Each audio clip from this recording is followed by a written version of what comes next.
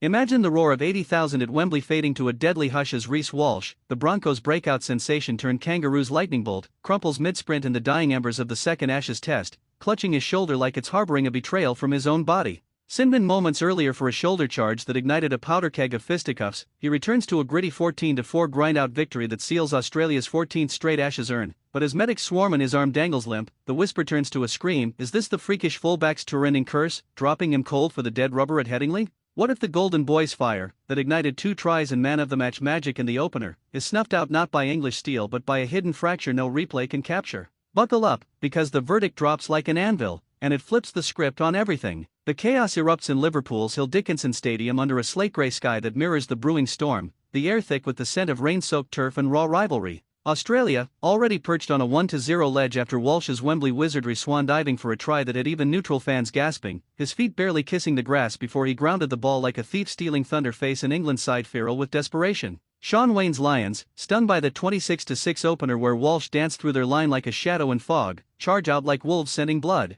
The whistle shrills at 65 minutes. Walsh, eyes locked on Dom Young's fumbled pill, launches aerial, shoulder-clipping skull in a crack that echoes like thunderclap. Yellow card. Sin bin. The crowd, 50,000 strong in Everton blue, erupts in a cauldron of jeers, but Walsh doesn't flinch, striding off with that trademark swagger masking the flicker of doubt in his gaze. Teammates huddle, Harry Grant barking orders, Nathan Cleary's boot threading penalties to keep the score knotted at 4-4, but the real war rages in the shadows. Fazu Amali Arai and Young already binned in a pre-kickoff melee that saw jerseys tugged and fists flying, a nod to the bad blood simmering since Wembley's whitewash. As the second half claws back to life, Australia digs deep, their forward pack led by a rampaging Patrick Carrigan grinding meters like a slow-burning fuse toward ignition. England, with a man up, bombards the line, Mikey Lewis weaving spells that nearly unlock the vault, but Kangaroos' defense holds like ironclad vows. Walsh watches from the naughty chair, heart pounding as George Williams probes. Harry Smith slots a penalty to tease hope, but the Aussies counter with venom. Then, the moment that twists the knife, 72 minutes in, Walsh returns to booze that could curdle milk, only to chase a loose ball with ferocious intent, diving into a tackle cluster that jars his shoulder against unyielding English bone.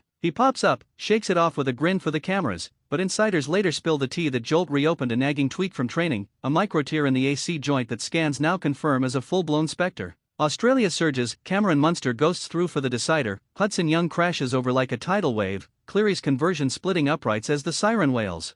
14-4, Ashes retained. Jubilation erupts, but Walsh slumps on the bench, ice pack blooming red around his deltoid, the physio's whisper lost in the din. Grade 2 separation, 4 weeks minimum. The hook lands. Will selectors bench their enigma for a meaningless Leeds finale, or risk the flameout that could scar his rising legend? The presser looms, Meninga's words hanging like a guillotine. Deep into the night, as Liverpool streets pulse with defeated Lions fans drowning sorrows in pints, the Kangaroos hotel suite buzzes with electric tension, Walsh pacing like a caged panther, replaying the hit on his phone's grainy footage. Teammates circled. Munster, the quiet assassin, slaps his good shoulder with a nod that says volumes. We've got your back, kid. But Cleary, ever the tactician, pores over scans with the medical staff, debating rotations, whispering of backups like Selwyn Cabo waiting in the wings. Surprise crashes like a rogue wave. Meninga, the stoic coach who's seen it all from Canberra glory to Queensland dynasty, calls an impromptu huddle, his voice gravel over silk. The boys' fire can't be dimmed, he declares, but wisdom trumps warrior. Walsh sits, rested for Pacific Championships fire. The third test is showcase for the Benchwarmers Brigade. Gasps ripple, Walsh's face crumples, not in defeat but defiance, vowing a Headingley comeback in spirit if not flesh. England, meanwhile, licks wounds. Young nursing his own knock, Wayne fuming at refs who he claims tilted the scales, plotting a pride-soaked ambush with debut ants like AJ Brimson lurking.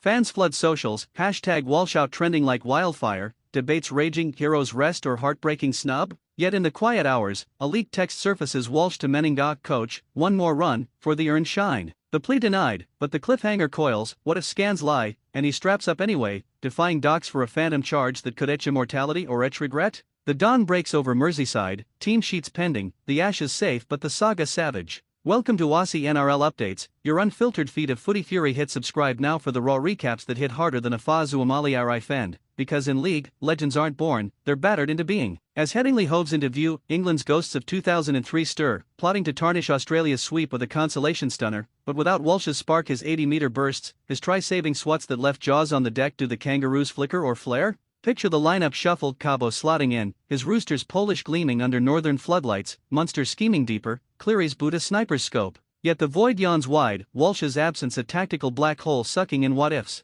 Insiders buzz of a pre-game tribute, his jersey draped on the pine, but whispers